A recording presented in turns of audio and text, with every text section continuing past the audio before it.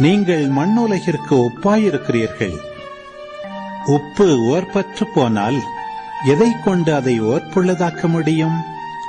அது வெளியில் கொட்டப்பட்டு மனிதரால் மிதிப்படும், வேறு ஒன்றுக்கும் உதவாது. நீங்கள் உலகிற்கு ஒளியாயிருக்கிறீர்கள். மலைமேல் இருக்கும் நகர் மறைவாயிருக்க முடியாது. எவரும் விளக்கை ஏற்றி மரக்காலுக்குள் வைப்பதில்லை, மாறாக விளக்கு தண்டின் மீதே வைப்பர். அப்பொழுதுதான் அது வீட்டிலுள்ள அனைவருக்கும் ஒளி தரும். இவ்வாறே உங்கள் ஒளி மனிதர் முன் ஒளிர்க.